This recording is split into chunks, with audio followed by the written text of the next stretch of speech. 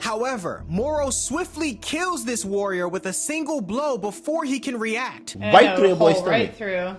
Man. This reminds me of old school Dragon Ball, man. They demand to know what Moro's second wish was, but he remains tight-lipped, telling them that they'll know soon enough. We're back in with some more Dragon Ball reactions, man. So we're going to be checking out the Moro arc. So in the past, I introduced Nicole to Dragon Ball Z and Dragon Ball Super, so she already seen the Tournament of Power, and she's seen the Dragon Ball Super Broly movie. Oh, yep. Yeah. So, I don't know why Dragon Ball is taking so long to animate more Dragon Ball Super, because they got so many arcs they can like animate. But hey, I want to show her the Moro arc. I thought the arc was hella dope.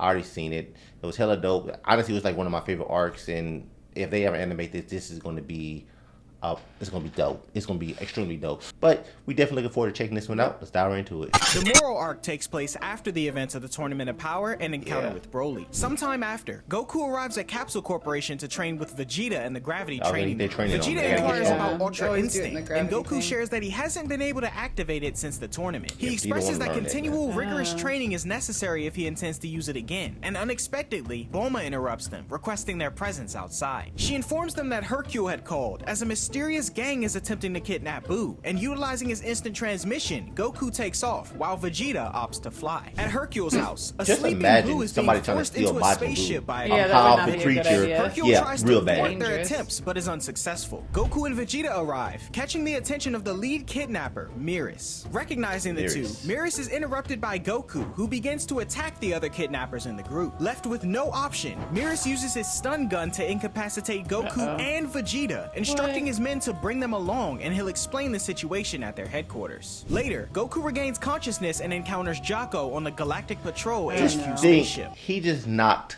Goku and Vegeta out unconscious. Right. So he has to be hella strong to do something like that. That's right. That's what I'm saying. Like, and so did they end up getting Majin Buu? Well, Mira said he's gonna take them on board. He's gonna explain everything. Okay. And you already know who Jocko is. Yeah. The Galactic Patrol officer. I remember him, yeah. Miris extends his apologies to Goku for his actions, clarifying it was the only choice as Goku wouldn't listen to reason. Vegeta, questioning the need for Buu, learns from Miris that they need to recapture a dangerous criminal who'd escaped the Galactic Patrol prison. To accomplish this, they require the aid of a specific entity living within Buu, the Grand Supreme Kai. 10 million years in the past. So the Grand Supreme Kai, you probably don't remember too much about him if you did watch it. I kind of do remember that. Yeah. So Majin Buu ended up absorbing the Grand Supreme Kai, and that's how we end up getting the fat Majin Buu. Oh, right. You know what I'm saying?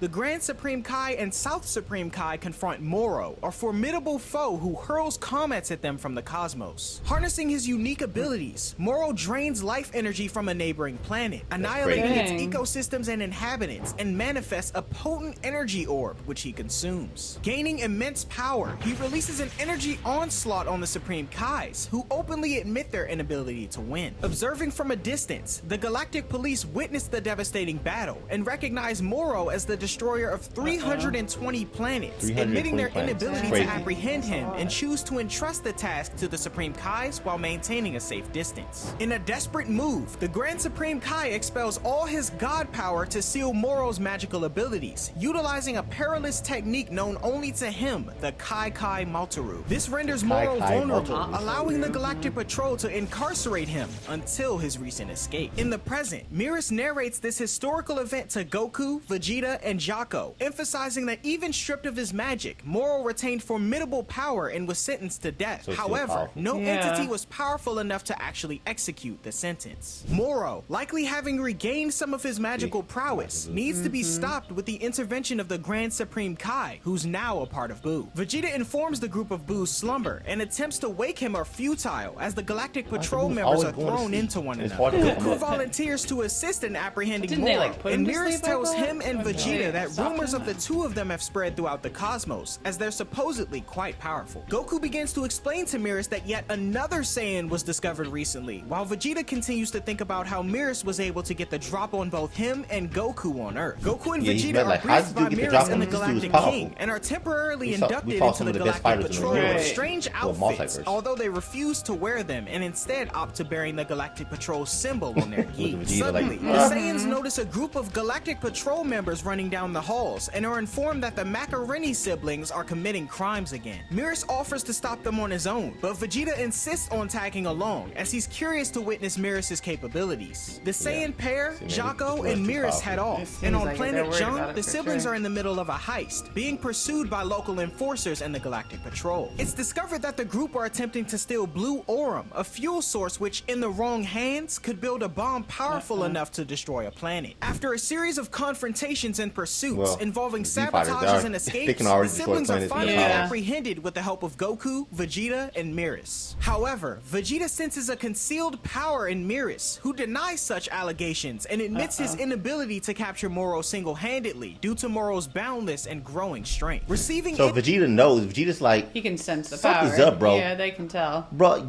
why can you do it on your own, man? We can sense that you got some type of hidden power in you that you don't really need our help. You know what I'm saying? But they don't trust him. Yeah. To go back, the Grand Supreme Kai, he had to use some of his magic to capture Moro. You know what I'm saying? To put him in the Galactic Patrol prison. But they still couldn't kill him because he was just too powerful enough to kill. You know what I'm saying? It's crazy because I think when they fought Moro, they fought him like years, maybe millions of years before they even fought Majin Buu and stuff. Okay. So it's like they fought Moro, which is, I guess, more powerful than Majin Buu. Right, he is. Sounds like it. But Majin Buu still gave him a tough time. You think Majin Buu would have been a little more easier to defeat? Yeah. Tell about Moro's whereabouts. The group narrow their search to sector KT-40. Goku opts to searching for Moro's key, only to be met with a sinister smile from the villain, indicating his awareness of Goku's pursuit. Like a ram. Goku shares with Vegeta an eerie sensation he got from Moro, stating the energy felt like the agonized screams of countless souls. Mirrors clarifies this disturbing feeling is due to Moro's capacity to siphon a planet's life force, explaining his unnaturally extended life. In a distant part of space, Moro, aboard his ship, discloses to Cranberry, his pilot, that someone is seeking him. Despite the diminished state of his magical abilities, though, Moro is eager to reach their destination. Meanwhile, Goku deduces that Moro's target is New Namek, though he's puzzled about how Moro discovered its confidential location. Mirror suggests Moro's restored abilities now let him detect life-rich planets, and overhearing this, one of the captured siblings known as Pasta brings up rumors he's heard about Namekians and their Dragon Balls, shocking the Galactic Patrol. He mentions a fellow inmate who used to work for Frieza, seeking powerful fighters to help retrieve the balls. Apparently, this knowledge reached Moro, making the Dragon Balls his target. On Moro's ship, he revels in the fact that he regained a fraction of his magic in the nick of time. He credits his restored magic, emerging around the time of Kid Buu's defeat for his prison break, as well as Cranberry's escape. Cranberry reminds Moro of the Dragon Ball's potential to grant 3 wishes and urges him to honor their agreement to let him use just one wish for a safe haven from Frieza's army in the Galactic Patrol. Moro agrees, needing only 1 wish for himself. On New Namek, Mori and 2 young Namekians are praying and enjoying their peaceful life when suddenly one of the Namekian inhabitants notices Moro's ship approaching. Recognizing the imminent threat, Goku and Vegeta, refusing to wait for Buu to wake up, decide to use instant transmission to get to New Namek quickly. They arrive just as Moro descends, while Moro, who from his vantage point recognizes Goku as the one who was seeking him earlier and assumes he's come to apprehend him. Moro was impressed with Goku's energy, and the Saiyans swiftly warn the Namekians of the incoming threat, who then gather the Dragon Balls and retreat. Vegeta confirms the unsettling nature of Moro's key, and Goku states how he's got a bad feeling about what's coming. Moro lands and exits the ship, the Saiyan pair then noticing how feeble he looks after so many years of living. However, the scene escalates when Moro, ignoring Goku's advice to return to prison quietly, employs his magic to ensnare a young Namekian named Eska. As Moro starts to strangle the child, Vegeta intervenes, rescuing Eska. Wanting to atone for his past misdeeds against the Namekians, Vegeta challenges Moro, telling Goku to stay out of it. Vegeta definitely evolved, you know, since the beginning of Dragon Ball Z all the way up to Super, because you know Vegeta slaughtered a bunch of Namekians to get the Dragon Balls. So this is him kind of like making amends, like, look, let me saving them. And, you know, for all the past like wrongs I did against them. Forms into a Super Saiyan and charges toward Moro, but is unable to land any of his attacks. He pursues the villain and lands on top of his spaceship, as Cranberry recognizes Vegeta, wondering why he's joined the Galactic Patrol. Initially, Vegeta struggles against Moro's magic, but after ascending to Super Saiyan God, he manages to land a blow to Moro. Vegeta dismisses Moro's tactics, citing familiarity with various various battle techniques from past fights. Meanwhile, on the Galactic Patrol spaceship, Mirrors decides they need to return to HQ for the Grand Supreme Kai's help. Jocko optimistically states that the Saiyans might prevail against Moro, but Mirrors says it's very unlikely. Back at the front line, Moro, shedding his cloak, prepares to unveil his true magic to Vegeta. Goku acknowledges Moro's capacity to siphon life energy, evident from his recent attempt on Eska. However, Moro hints at using this skill differently this time. Concurrently in space, Mirrors elaborates to Jocko that Moro's attacks harness the stolen energy from planets. Moro releases an energy surge from the planet, catching Vegeta off guard. Emphasizing that this force is used from the life energy of New Namek, Moro exploits the planet's innate energy, causing Vegeta to struggle. Vegeta takes flight to evade, only to be assailed by multiple energy streams of lava, pushing him toward the ground as the Namekians watch in the distance. When Vegeta lunges at Moro from the dried lava, the villain conjures an energy barrier for protection. Moro tells Vegeta his efforts are futile and uses his magic once more to thwart the Saiyans' attempts to pursue. Goku offers to step in and fight instead, but Vegeta tells him to shut up and watch. Back up, bro. Back up. I got this. Of his attacks, but Moro counters, asserting that he can utilize the planet's energy until it's extinguished. Admitting his inability to approach Moro and lacking further power boosts, Vegeta questions Moro's reason for visiting New Namek, suggesting a potential alliance. Moro, while mocking Vegeta, entertains his offer, expressing his intent to gather the Namekian Dragon Balls. Doubting Vegeta's knowledge of the ball's location, Moro makes a move once more to end him with the planet's life force. Despite this onslaught, Vegeta withstands Moro, who now harnesses the planet's energy more aggressively. As Vegeta tries to hold off the attack, he inquires about Moro's wish, given his already immense strength. Moro confesses he seeks the full might of what he once had, which his imprisonment had diminished. Suddenly, using this confession to his advantage, Vegeta transforms into Super Saiyan Blue, easily blowing away the planet's energy that appeared to have him overwhelmed. Surprised, Moro questions if Vegeta was concealing his true strength, and Goku praises Vegeta, stating he allowed Moro to believe he could win so he could reveal his intentions. See, the thing about Dragon Ball, they'll never really go all out in the beginning. They never have, they always save something. Test out their levels, you know what I'm saying? They want to test to see how strong their enemy is. And if the enemy get the upper move on them, then they can kind of surprise them and go to a newer level, then they be like, what the heck's going on? But, I mean, and I feel like Moro would have known that, but he's been basically in prison for so long. So. What do you think he would have known? Because I think everyone knows that about the Saiyans. He don't know that about the Saiyans. So Assault, prompting Vegeta to ascend to Super Saiyan Blue Evolved, allowing him to easily evade and deliver a powerful blow, plunging Moro into the sea. Vegeta reverts to base form, and meanwhile, Goku notices something ominous with not only the planet, but his own energy as Moro emerges from the water. Sensing Moro's possible defeat, Cranberry decides to flee on his ship. This provides a distraction for Moro, who unleashes an onslaught of ki blasts at Goku and Vegeta and disappears. Goku finds the monster, only to discover him gathering the planet's energy once more, this time into a mass of lava larger than before. It's soon discovered among the Namekians that Moro is taking energy from their planet and its inhabitants, weakening them. Goku ponders about attacking Moro while he's charging energy, and instead of releasing said energy, Moro condenses and consumes it, enhancing his strength. Spotting Cranberry's departing ship, Moro uses telekinesis to ground it, stating he won't lose this battle. Goku acknowledges that Moro seems way stronger than before, and Vegeta realizes this is why Mirrors wanted to capture him quickly. Vegeta attempts to transform into Super Saiyan Blue once more, but is unable to, prompting Goku to believe he must be joking around. As Vegeta attempts to transform once more, Mirrors informs Jocko back on their spaceship that Moro is capable of stealing his opponent's energy while they're that makes sense, because they said he could steal the energy. So I don't think they would have expected that. While Vegeta was fighting him, he was just sucking up his energy and stuff like that, and the planet's energy. So now it's like now he's even stronger. That's a crazy hack to have. It is a crazy you can fight a stronger opponent, and then you just suck up his energy, and then next thing you know, said he used to do. He sucked the energy from the planet's life forces and then used it to destroy it. Fighting, and that Goku and Vegeta challenged him without knowing all the facts. Vegeta states he's unable to transform, and now with the upper hand, Moro subdues Vegeta and launches him across New Namek's surface, revealing that he too had been hiding his true intent. With increased power, Moro effortlessly pushes Vegeta further into Namek's surface with his magic. Attempting to save his ally, Goku launches a kick at Moro, but the villain is easily able to block it and retaliate by ragdolling Goku around the planet and tossing him into lava, leaving him drained. Vegeta tries to retaliate with his Gallic gun, but Moro swallows the energy blast, further growing his power. Meanwhile, on Beerus' planet, Beerus is engaged in a fishing contest with the Oracle fish out of boredom, and Whis detects a drop in energy levels on New Namek.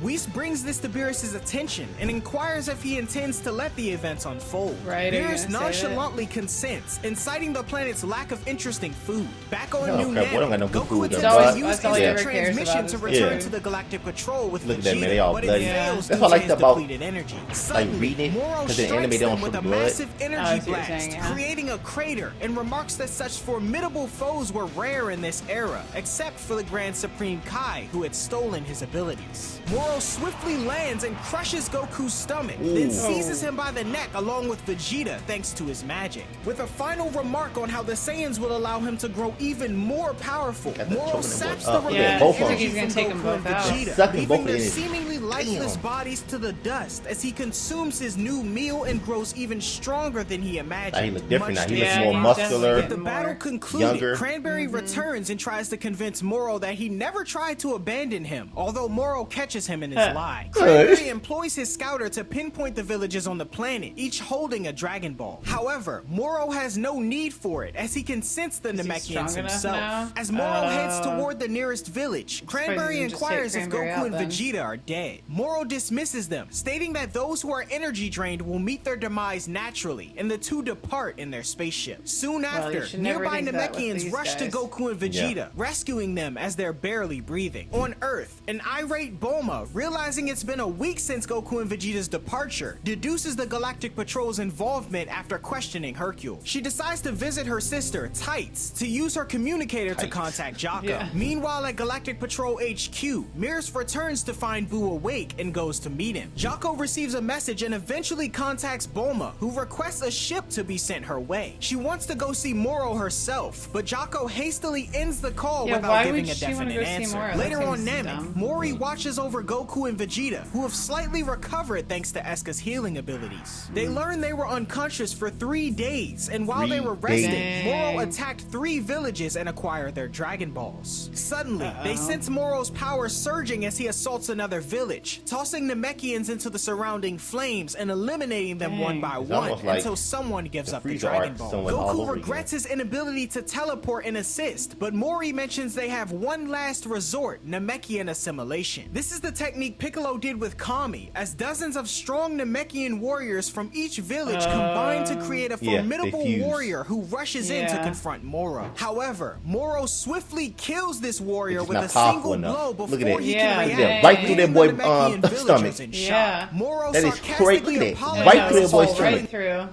Man, this reminds me of old school Dragon Ball, man. That's the kind of Dragon Ball I like. Yeah. You know what I'm saying? They don't hold back. But the problem is these Namekians, they probably are not powerful enough even fused together to deal with them. Like, but even Goku and Vegeta now don't have their powers to fuse to do it. Yeah, well, yeah.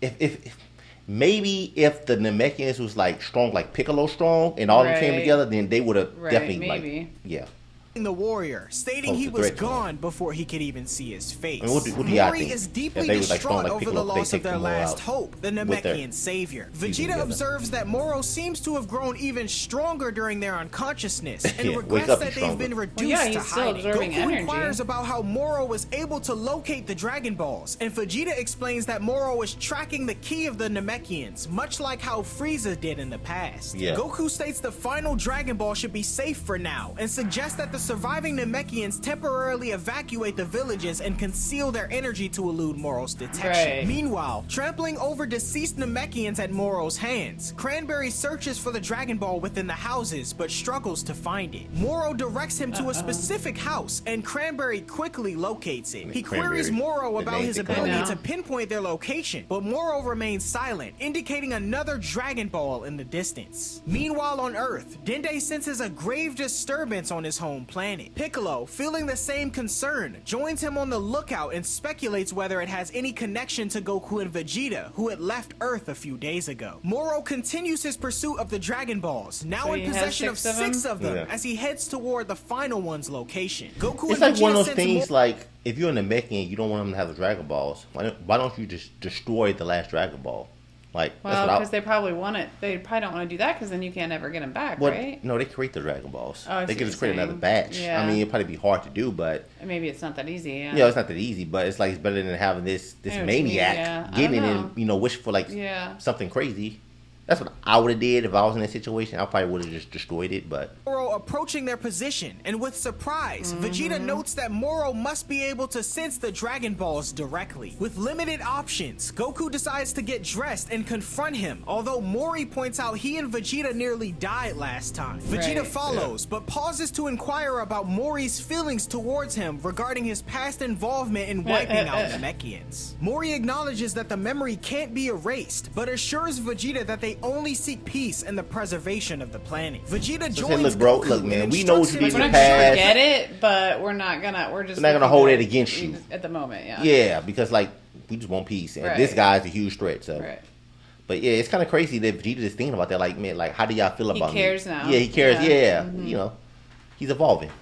planet's restoration should he survive, and Goku agrees. Moro reaches the final Dragon Ball's location, surprised to find the two Saiyans are still alive. Cranberry states that Saiyans are a powerful race, but Moro vows to ensure their demise this time. Goku and Vegeta, recognizing Moro's pinpointed their location, powers up for battle, but their recent injuries leave them weakened. They rush Yeah. toward Moro's ship, but before they collide, they're intercepted by a Galactic Patrol spaceship. Miris, riding atop Miris the back. ship, shoots off the wings of Moro's vessel. It's gonna Cranberry show that he falls is and Moro stronger than escapes he- through the roof, pursued by Iriko piloting the ship. Miris closes in on Moro and deploys a substance that encapsulates Moro's body, much to Oh. everyone's surprise. Now in control, Miris slams Moro to the ground and he's unable to break free of the substance. Goku inquires whether Miris they is plan like, to return Moro to man. prison in his current state, but Miris explains the substance won't hold him for long and requests backup aboard the ship. Suddenly, Jocko and Boo descend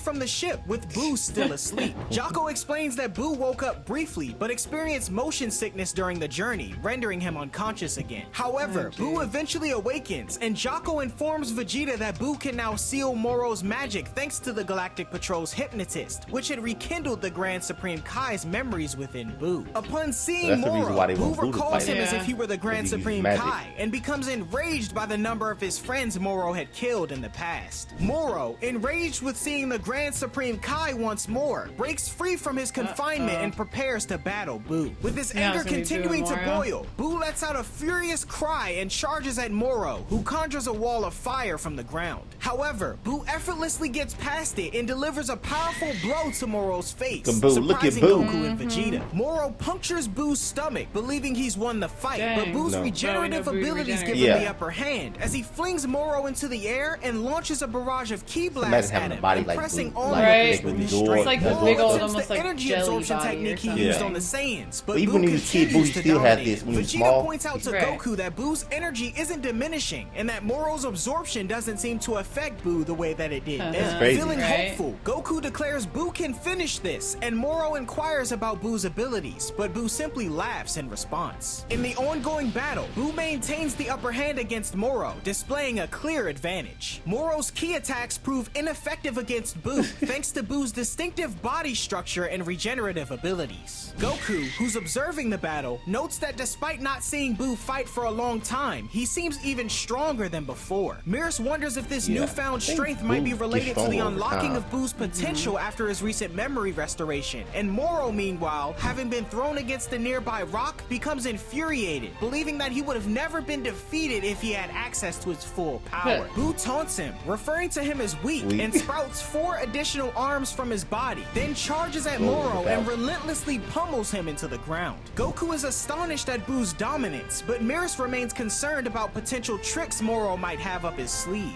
He urges Boo to use a certain technique while Moro is defenseless, and Boo agrees as his detached arms continue to pummel Moro viciously. Boo grabs God. Moro's That's crazy. limbs, immobilizing him as Boo prepares his Dang. move, but suddenly the sky darkens. Amidst the confusion, the group What notices the that heck? Dragon Ball. Kurunga, I mean, the dragon. eternal dragon has been Porunga. summoned. Cranberry is responsible for summoning the dragon using Eska and resorts to violence against other Namekians, including Morty, who try to interfere. Porunga announces that he'll be granting 3 wishes. Cranberry's first wish is for his health to be restored since he's on the brink of death, and Porunga Dang. does so. Goku and Vegeta rush toward Porunga to stop Cranberry, while Moro telepathically contacts him, urging him to wish for the restoration of his full magical power. Although Cranberry hesitates, wanting to inquire about his own wish to escape to a distant planet, Moro threatens him, and Cranberry complies. Good bruh. Cranberry's You better second do- wish you is better to do what you restore told. Moro's magical power, and Moro immediately senses the surge in his strength. Goku and Vegeta in the distance notice this as well, and Moro vanishes to head straight for Porunga, knocking Goku and Vegeta aside. While Cranberry is in the midst of making his he's gonna final take wish out to be him? transported to a remote planet, Moro suddenly materializes Yeah. behind Took him him and out. thrusts Look at his that. hand through That's a Cranberry's push. Of course he does. chest, ending his life. Moro then uses Cranberry's translation device to speak to Porunga and prepares to make his final wish. When you want to make a wish on the Earth of Dragon Balls, you can speak it in like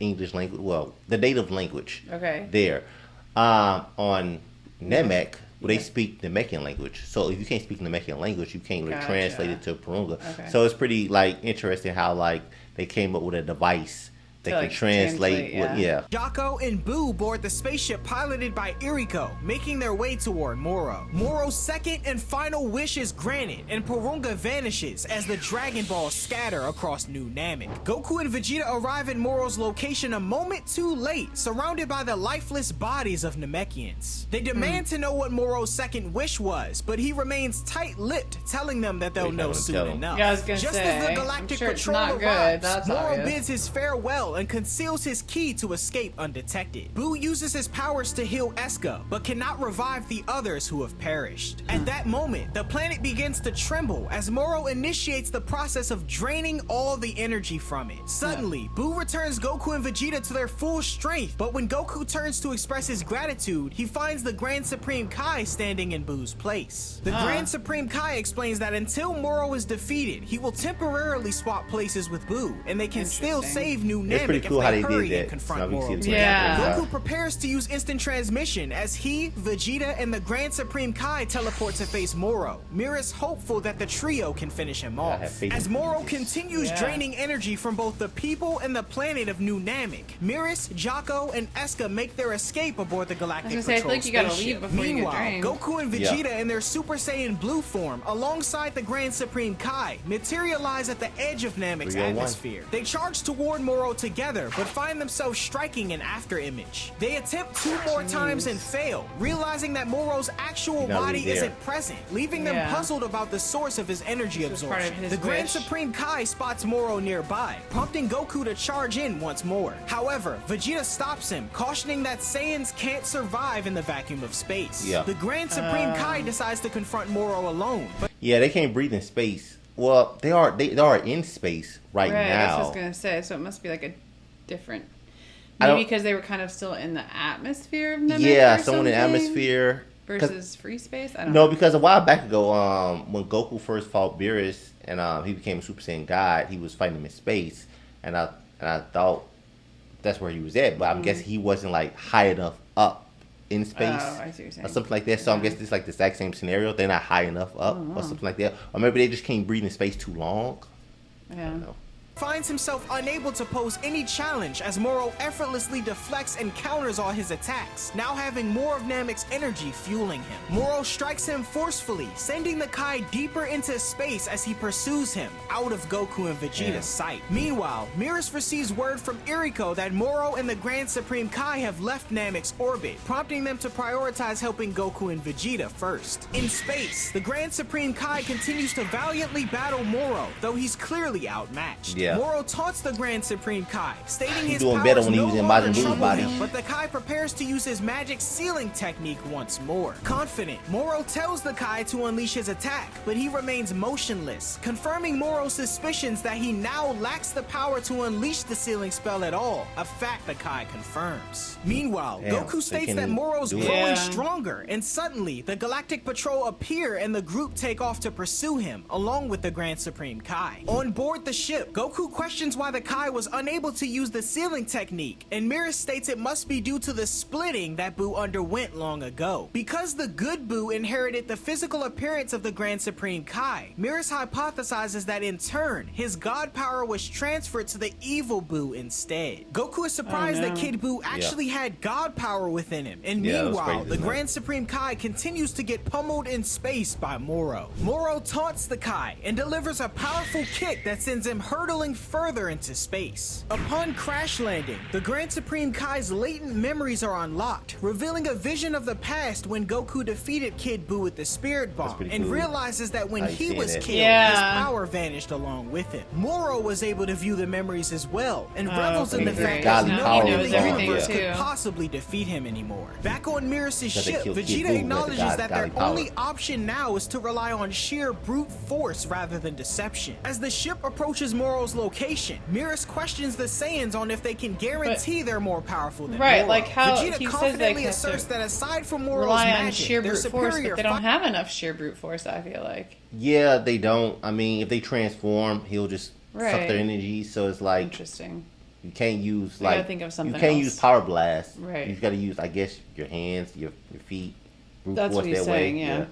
With a single Super Saiyan Blue at full power being sufficient enough to handle him. Satisfied, Miras dons a spacesuit and vows to retrieve Moro and return him to Namek, and he takes off. As Moro prepares to land what appears to be a finishing blow to the Grand Supreme Kai, Miras intervenes and provides a distraction long enough to bring the Kai to safety. He informs him of his plan to bring Moro back to Namek and inquires whether the Kai can use instant transmission, and the Kai confirms his ability. Their conversation is interrupted by Moro, who lands irate, prepared to do away with the Galactic Patrol. Miras distracts Moro with his weapon, prompting him to attempt a finishing blow on the Galactic Patrolman. Miras uses the opportunity to use the substance from his arsenal to grab hold of a compromised boulder and hurl it at Moro, who quickly turns to destroy it with ease. However, Miras suddenly appears from the air and momentarily blinds Moro using his jet booster in his boots. This gives the Grand Supreme Kai the opportunity to grasp Moro and teleport him back to Namek, where Goku and Vegeta await. Miras urges Jocko to take the ship back to Namek, but Jocko remains confident that Goku and Vegeta can finish the job. Meanwhile, Moro appears to gloat over the remaining energy on the planet for him to consume. When Vegeta threatens to destroy him, Moro laughs and reveals the Saiyans have forgotten about something quite important, the third wish from Hiroga. At the Galactic Prison, two Galactic Patrol members evaluate the aftermath of Moro's escape. One of them suggests caution regarding the other convicts, but his colleague reassures him that the prisoners couldn't break out on their own. They proceed to the control tower filled with hundreds of prisoners, where they observe Calamus leading the Macaroni gang to their cells. Suddenly, a surge of energy from New Namek races through the cosmos and touches down at the Galactic Prison, disabling the power and causing all the convicts' cells to open. The convicts start to break free, including Saganbo, a follower of Moro, who greets a few of his fellow inmates and mobilizes a group of Galactic Patrol prisoners to attack the guards, seizing their weapons and demanding the return of their spaceships. He invites other convicts, including the Macaroni gang, to join their uprising. Meanwhile, Jocko and Miras, still aboard their Galactic Patrol spaceship, receive word of the prison break from Iriko. Eska then has a sudden realization, recalling Moro's third wish, the release of all prisoners. As Moro informs Goku and Vegeta about his wish, the convicts arrive on a spaceship nearby. The ship unleashes a powerful energy beam at Goku, Vegeta, and the Grand Supreme Kai, but they narrowly evade it. Moro lands on the ship, and Saganbo shows his respect by bowing. Moro praises him for assembling a small army and offers to share his power with them in return. Below, Goku and Vegeta sense the convicts' energy surge as a group of them leap from the ship, ready to confront the trio. Moro unleashes the convicts, and Goku and Vegeta transform into perfected Super Saiyan Blue and effortlessly defeat them, leaving everyone in awe of their strength. Saganbo, however, motivates the convicts to keep fighting or risk return to prison. The battle continues, but Moro begins to absorb energy from Goku and Vegeta once more, causing them to revert to Super Saiyan God. Goku charges at Moro, but he reverts to Super Saiyan 3 and is struck down by Saganbo. Vegeta, also weakened by the energy absorption,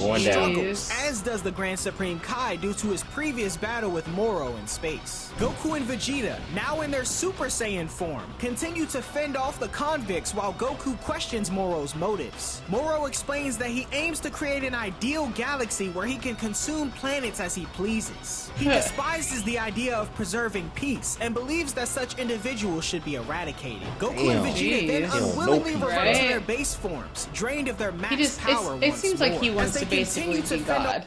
Yeah, he does. Because he wants to live on his own planet and just absorb the powers and destroy planets as he pleases. Yeah, and he doesn't care about peace. He just wants to be, not saying that God isn't, but you know what I mean? Like, he wants to be a god, like a god kind of thing. Yeah, something like that, you know, which a lot of villains kind of do, in a sense. Frieza was someone like that, where he just, Frieza is the type of person where, like, he's just a pirate. He's a space pirate. Right, you know what I'm saying? He just take planets, destroy them, sell them. But if you cross him, he'll just, like, get rid of you. Off the convicts, who regrettably aren't getting any weaker thanks to Moro, Miris and Jocko descend to the ground to aid their comrades, utilizing advanced weaponry to incapacitate the convicts. Miris suggests retreating, acknowledging that as things are now, they can't defeat Moro. Eska uses his healing ability to restore some of the Grand Supreme Kai's strength, and Saganbo attempts to destroy the spaceship they came in, although Miris thwarts his attempt, surprising Saganbo as he knocked the gun from his hand from a sizable distance. Goku tells Iriko to retreat with the ship, and Miris urges the Grand Supreme Kai to retreat using his instant transmission, which he does swiftly as he takes Eska with him. Goku grabs Jocko and Miris, intending to use instant transmission to escape to Galactic Patrol HQ, but he's delayed by Vegeta, who refuses to leave out of pride and instructs Goku to go on without him before flying off in the direction of Iriko's ship. Left with no other option, Goku teleports away with everyone but Vegeta. Vegeta catches up to Iriko's spaceship and demands entry, and meanwhile, Goku and the others appear in the bathroom of the Galactic King, confused on what Vegeta meant from his speech. As the convicts chase the ship Vegeta's on, Iriko pushes it to max speed, narrowly evading their pursuit. Iriko informs Vegeta that they're also returning to HQ, but Vegeta refuses and insists on heading into a different direction, planet Yardrat. Meanwhile, the Galactic Patrol prisoners board their ship as Moro completes the absorption of the last remnants of life energy from New Namek. Saganbo inquires about the sudden disappearance of the Galactic Patrol and inquires if they're dead. Moro clarifies that they escaped using teleportation. Saganbo then questions Moro on who they should pursue first, but Moro decides against going after anyone, considering powerful individuals like them rare. He states that they're free to roam the universe for now, but warns that he'll kill them if they interfere again. Moro then questions Saganbo on if he knows of any planets abundant in life energy, given his past involvement in a crew that ravaged the galaxy. Saganbo confirms, and the two head back inside the ship, where some scouts board smaller vessels to search the galaxy, and the main ship departs from the dying New Namek. At Galactic Patrol HQ, the Galactic King learns of the escape of prisoners from the Galactic Prison, including Moro. He assumed Miris would resolve the issue, but is informed that Moro's strength exceeded their expectations. Goku, walking alongside them, notices Eska, who fortunately made it back to HQ. Goku questions where Boo is, only to see he's fallen asleep and reverted from the Grand Supreme Kai once more, due to his recent battle on Namek. Eska inquires about Vegeta's whereabouts, and Goku replies that Vegeta is likely off training elsewhere, considering their usual tactics ineffective against Moro and exploring new strategies. Meanwhile, Vegeta, aboard a Galactic Patrol vessel, senses Moro heading in the opposite direction. Iriko informs him that it's Saganbo's ship, the fastest one he knows of. When Vegeta inquires about Saganbo, Iriko reminds him of the strongest fighter who stood with Moro. However, Vegeta dismisses Saganbo's strength, stating that without Moro's assistance, Saganbo couldn't even defeat his son, Trunks. Iriko reveals that it'll take 1 week to reach planet Yardrat, and questions Vegeta about his purpose for going there. Vegeta explains that Yardratians possess unique techniques like instant transmission, which Goku learned, and hopes to acquire a technique that might help him against Moro, although he does so reluctantly. In his room, Vegeta vows that the next time he faces Moro, he'll defeat him and surpass Goku. Several days later, Saganbo and his crew arrive at planet Zoom, easily overpowering the planet's defenders who sought to protect their royal treasure. After seizing the treasure, the planet Zoom, it was this character, I think which I showed you, named Kui that Vegeta had fought in the Majin Buu arc. And that's pretty much how he looked like. Well, you've seen it. It's probably been a while. Yeah, I kind of remember. Yeah, but they're just weak. Well, in terms of Dragon Ball, like Goku and Vegeta and Piccolo, yeah, they're weak characters, you know. So he pretty much is going around just taking these planets, sucking them up. You know what I'm saying? Like getting more powerful. So it's like. The convict 7-3 decides to finish off any remaining inhabitants by blasting them all away with I-beams unnecessarily, although Saganbo urges him to stop in order to leave as much energy for Moro as they can. The group return to the ship, and Moro absorbs the planet's life energy, destroying it and enhancing his power once more. Saganbo then receives a report from one of his scouts about a planet brimming with energetic monsters, prompting Moro and his crew to set a course for their destination while they strip the planet of its treasures. Meanwhile, at Galactic Patrol HQ, news of Zun's devastation reaches them. Mirror suspects Moro is going after planets beyond the Galactic Patrol's reach, and Goku fears that after just a few days, Moro's gotten even stronger than before. Mirror realizes that their chances of defeating Moro are now exceedingly slim, but Goku questions if Mirror's fighting would make a difference. Goku proposes a test and attempts to land a punch on Mirror, but Mirror effortlessly evades him. Jocko attempts to halt the altercation, but Goku expresses his desire to gauge Mirror's true power and invites him to a sparring match in a specially reinforced training room. Goku continues his attempts to strike Mirror's, but is unable to connect. He escalates by transforming into a Super Saiyan, yet Mirror's dodges every blow. Goku switches to Super Saiyan 3, but his attacks still remain ineffective. It's only when Goku becomes a Super Saiyan God that the room starts breaking apart, prompting the two to stop the test as further escalation would destroy the room. With Goku's suspicions confirmed, he surprises Mirror's by asking him to train him, as he believes Mirror's possesses knowledge he lacks. Goku reveals he aims to master a certain technique and believes training with Mirror's could help him get closer to achieving it. So it is crazy how like this guy Mirror's, he fights with the Galactic Patrol, and he has so much hidden power in him. Like Goku couldn't even land on him. Goku went to Super Saiyan 1, 2, and 3, couldn't even land on them, and he didn't have no problem fighting Mirror's. I mean fighting Moro. He's the only one. Well, true. The fat but he didn't fight him as long either. Yeah, he didn't fight him as long. Right. But he was like holding his own against him. Yeah. Mirror agrees to Goku's proposal, but suggests a different location for their training. Meanwhile, on planet Jung, the Macaroni gang successfully steals the blue Aurum they previously attempted due to the Galactic Patrol being out of the picture. Pasta, who'd possessed fake loyalty to Moro, tells his brother Getty to call Saganbo with a false story about scouting for another planet for Moro's energy absorption. As they depart planet Jung, the gang contemplate their next target and recalls their encounter with the Galactic Patrol and Jocko mentioning the existence of Sky Gold on Earth. Pasta then hatches a plan and instructs his sister to head toward Earth to steal as much as they can. At the same time, Vegeta finally arrives on planet Yardrat. Vegeta and Iriko touch down on Yardrat, much to the astonishment of the locals. Smaller, rounder Yardrats approach them, mistaking Iriko for Vegeta, whom Goku had previously informed them about. They express their gratitude to both Goku and Vegeta for defeating the Ginyu Force, who had caused trouble on their planet long ago. Vegeta inquires about the Yardrat who taught Goku instant transmission, and one of the Yardrats make the others disappear, revealing that he was alone all along. This Yardrat explains that they occasionally create copies of themselves to deter unwanted visitors, and then leads Vegeta to meet their elder. The elder copies of yourself.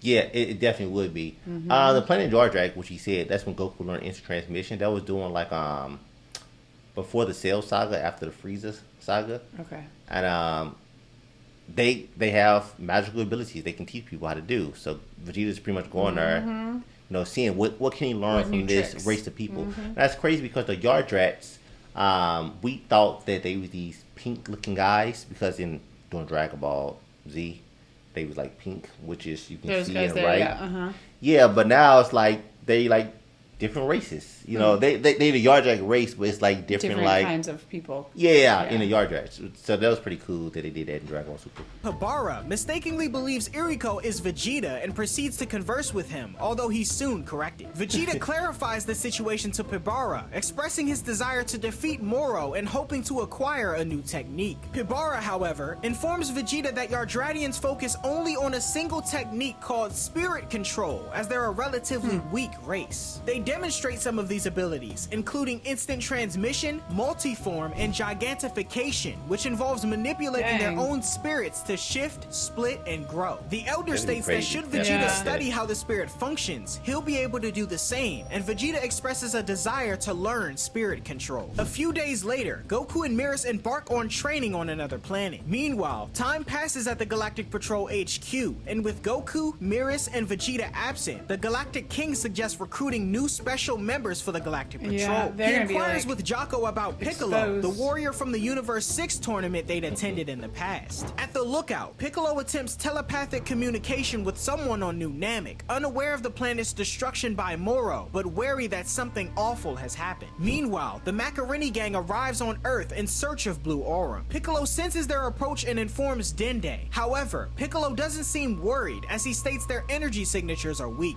Moments later in a rocky plain, Piccolo confronts the group as they're searching for a place to land. Noticing Piccolo, the gang use their ship's weapons to attack him, but he evades the gunfire and lands on top of their ship, admonishing them for their rudeness. Meanwhile, Bulma, accompanied by Hercule and Bola, arrive at the lookout in search of Piccolo. Apparently, Jocko had called to inform her that he was on his way to Earth to recruit Piccolo into the Galactic Patrol. Back on the battlefield, Piccolo makes quick work of the Macaroni gang, surprising them as they had no idea someone this strong lived on Earth. After Jocko explains the situation via communicator at the lookout, he tells Bulma to gather Gohan, Krillin, and Tien in preparation for his arrival. He goes on to say that if Moro catches wind of Earth anytime soon, he'll make his way there to steal its energy. Meanwhile, Piccolo questions the now restrained Macaroni gang, suspecting their connection to the cosmic disturbances. The gang attempts to deceive Piccolo by pretending to be innocent travelers. However, they secretly plan to inform Moro about the Earth and the opportunity to steal Blue Aura. Convinced that they're not involved after all, Piccolo releases the group and warns them to never return to Earth again. As they depart, Bulma and Dende approach Piccolo in a ship, with Dende urging Piccolo to capture the gang as they're allied with those causing trouble. Piccolo shoots down the Macaroni gang ship and captures them again, but he's informed that it's too late as the gang already alerted Moro's main forces. In space, Saganbo receives a distress signal from the Macaroni gang, prompting Moro to dispatch a stronger scouting party to investigate. Meanwhile, Goku and Mirrors begin their training, with Mirrors wielding a staff and gaining the upper hand. Goku mentions that to acquire his desired ability, he needs to clear his mind and heart, but this proves challenging during their combat with his fluctuating emotions. Mirrors points out that emotions can also lead to power, such as Goku's Super Saiyan form fueled by rage. However, what Goku seeks requires the opposite, calmness. Mirrors reveals he knew about Goku's pursuit of Ultra Instinct, but kept it quiet. Goku, however, reassures him and tells him it's fine, and suggests they resume training, surprising him. Mirrors, now resolved, leads Goku to the Galactic Patrol's hyperbolic time chamber, where every day inside equals to 3 days outside. They enter to allow Mirrors to unleash his full power without detection, and Mirrors questions if Goku is ready to continue their training, as Goku eagerly agrees. They went into like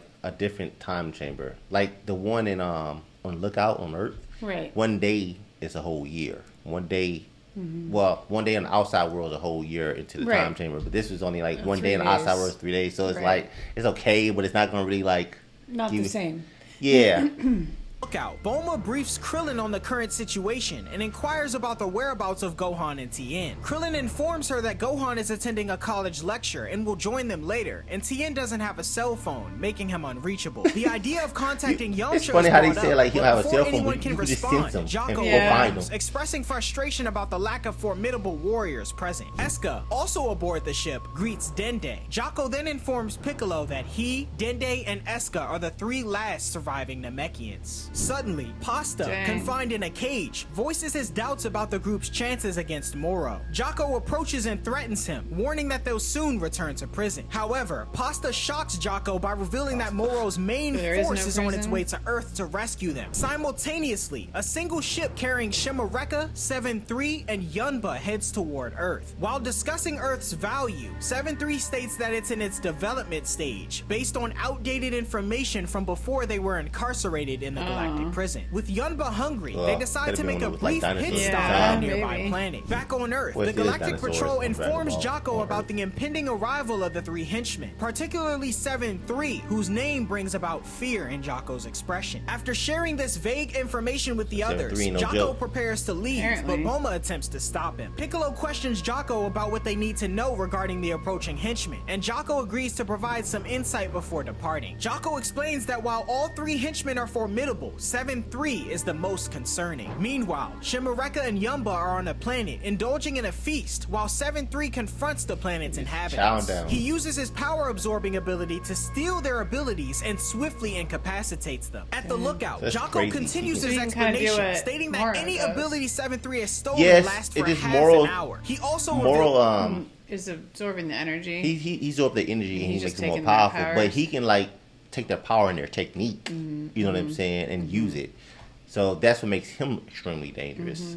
that 7-3 is an artificial being created by a technologically advanced planet, devoid of emotions and designed as a ruthless killing machine programmed to follow orders. Krillin inquires about the convicts' ETA to Earth, and the response from Jocko is 10 days. However, 7-3 along with Yunba and Shimareka suddenly appear at the lookout, surprising everyone as they were able to steal the abilities of a creature on the planet who could create warp portals. That's crazy. So they Shimareka can then warp notices the anywhere they want. Macaroni Yeah. gang in their cage and informs them that Almost Moro instinct. considers Somewhere. traitors expendable. He moves to execute them, much to their Dang. shock, but is halted by Piccolo, who tells them that killing is prohibited at the sanctuary, where evildoers aren't welcome. However, 7-3 swiftly appears behind Piccolo, seizing him by the neck and copies his abilities. Piccolo manages to break free from 7-3's grasp and narrowly dodges a special beam cannon fired by the artificial Piccolo beam. technique. 7-3 follows Yeah. up with a punch that extends toward Jocko, knocking him off the lookout. See, Piccolo that's races crazy. after Got all Jocko, Piccolo's abilities, believing him stretches unable to on, fly, Right. with No, that was 7-3 and crazy, but- Shimareka in pursuit. Especially Krillin if you attempts to assist, but is halted by Yunba, who plans to take him on. In freefall, Jocko activates the jet boosters in his boots, allowing him to land safely to Piccolo's surprise. Piccolo questions Jocko about the best way to fight 7-3, and Jocko explains that 7-3's copied attacks are as powerful as if they were executed by the original fighter, essentially like battling a mirror image of oneself. like Right. yourself. 7-3 then appears and locks arms with Piccolo using his own extending technique, and the two then land to meet each other with a headbutt. At the same time, Jocko engages Shimareka in combat as he stole his sidearm by surprise. Despite sharing the same techniques and power, Piccolo seems to be at a disadvantage due to 7-3's limitless stamina, pointed out by Jocko, who previously forgot That'd to be tough mention. finding At the somebody lookout, like Krillin you, faces but got difficulties limited against Yeah, Yunba, right. and Hercule tries to assist him thanks to Bulma's intervention. However, before Hercule can react, Yunba leaps around the sanctuary and transforms into a ball and strikes Krillin, sending both of them crashing through the sanctuary. Bulma and the Dang. others board the ship to follow the combatants, and meanwhile, Piccolo and 7-3 engage in a special beam cannon clash, but Piccolo struggles due to his diminished energy. The Namekian is seemingly overwhelmed, and Jocko fears that he may have been obliterated. However, Piccolo was saved by Gohan, who suddenly arrived. Piccolo warns Gohan about 7-3's said they were ability calling and them to informs come, him that in remember? Yeah. Goku and Vegeta's absence, he's Earth's strongest fighter. Meanwhile, on an uninhabited planet, Goku and Miras continue their training, though Goku encounters difficulties. Miras inquires if Ultra Instinct was initially triggered during an extreme crisis and suggests replicating those conditions. He states that Goku must be prepared to die during their training, and a battered Goku stands, telling Miras to attack him with the intent to kill. Simultaneously, Vegeta is shown training on planet Yardrat, attempting to meditate on a narrow spike, but running out of Imagine being on a narrow patience. spike He trying to questions meditate. Pibara on how much longer his training Yeah, will and take, he's not the one to have Pibara patience for explains that that at Vegeta all. must No. achieve balance in body and mind, as his spirit is less stable than Goku's. One of the Yardrats tells Vegeta that Goku was able to meditate this long for 150 days, and Vegeta Jeez. starts to regret his decision to come to Yardrat. 150 Gohan lands a powerful days? punch to 7-3's midsection, sending him plummeting to the ground. However, 7-3 bounces back and retaliates quickly by using So Piccolo's Gohan's Hell doing zone better. grenade technique. Yeah. Gohan He's manages stronger. to escape the explosion and Piccolo. swiftly reappears behind his opponent, delivering a powerful blow that incapacitates 7-3. Piccolo joins Gohan, offering praise but also expressing mixed feelings about seeing Gohan defeat a copy of him so easily, as he gives him new clothes and urges him to finish the job. 7-3, not yet defeated, resorts to using the Bigger Great all of a Namekian sudden? technique Well, to yeah. grow Piccolo to an can do that. enormous size. Gotcha. However, this transformation grants Which one's Gohan an slower? advantage in Yeah. terms of maneuverability, allowing him to evade all of 7-3's attacks and eventually sending him crashing to the ground. Shimareka and Yunba rush to 7-3's aid, with Shimareka urging his fallen comrade to copy Gohan's abilities at any cost. 7-3 rises to his feet and begins utilizing Piccolo's demon hand technique to extend his arms. Gohan evades the attacks while charging up an ultimate Kamehameha, flying in and out of the rocky terrain before preparing to unleash it directly at Right in that boy's 7-3's face. face. However, just as Gohan is about to release the Kamehameha, 7-3's 30-minute time limit for Piccolo's abilities expires. Oh, I didn't Jocko realize there was urges a time Gohan to limit on fire it. the 30 blast minutes. anyway to finish him off while he has the chance, and as Gohan launches the blast, Shimareka commands 7-3 to utilize any stored abilities he has in stock. 7-3 then switches to Moro's abilities before the Kamehameha Oh, no. detonates. A huge flash So of Moro light gave him some ensues, power. and as the So he's gonna effects absorb the dissipate, energy. 7-3 is left unharmed, surprising Piccolo, who confirms that he was able to eat the Kamehameha. Jocko But it's informs crazy the because like he only has 30 minutes to like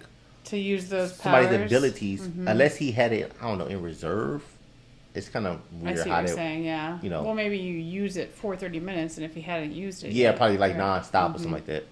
Piccolo that 7-3 can actually switch between copied abilities and can store up to 3 identities Oh, so at a 3. time. Yeah. 7-3 Okay. then raises his hand, and Jocko urgently instructs his companions to take him down immediately to prevent energy absorption, similar to the technique Moro used on New Namek. Piccolo, Krillin, and Jocko charge at 7-3, but their advance is halted by an energy barrier rising from the earth, enveloping him. Gohan attempts to attack as well, but his efforts are halted too. Shimareka then contacts Saganbo to report the situation, and Moro is intrigued to learn that his abilities were already put to use, disliking the idea of it becoming a regular occurrence. Yeah, it's gonna say he's not Saganbo gonna instructs like that, though. Shimareka No. to switch to monitor mode, allowing those on the ship to observe the events on Earth. Back on Earth, Gohan, Piccolo, Krillin, and Jocko start feeling the effects of their energy being drained, although Damn. the energy isn't drawn from the Earth itself, as it's been reserved solely for Moro. As Moro observes, Saganbo states he's surprised to see that the planet harbors fighters more formidable than his own men. Shimareka and Yunba overwhelm the exhausted heroes, but Piccolo reminds Shimareka not to get overconfident, emphasizing that even if they fall, Goku and Vegeta will eventually return to avenge them. When Krillin reveals that Goku and Vegeta are training to defeat Moro, the information is transmitted to those aboard the ship. Saganbo suggests they should proceed to destroy Earth and orders his men to withdraw. However, Moro realizes that once Goku and Vegeta's training is complete, they'll possess even more energy for him to consume. Moro then tells Saganbo to inform his men to retreat from Earth, only to return once Goku and Vegeta arrive. The trio then cease their assault on the Z-Fighters and begin their departure, informing them that they'll return in Galactic Cycle 7, which translates to 20 Earth days. However, Jocko interjects, explaining that due to Earth's primitive technology, they won't be able to arrive until Galactic Cycle 8. Shimareka acknowledges this and states he'll relay the message to Moro, much to Jocko's relief. The trio then depart using 7-3's copied abilities, and Jocko informs Gohan, Piccolo, and Krillin that they have approximately 2 months until their return. So they can go train, they can prepare Right. for Moro's return.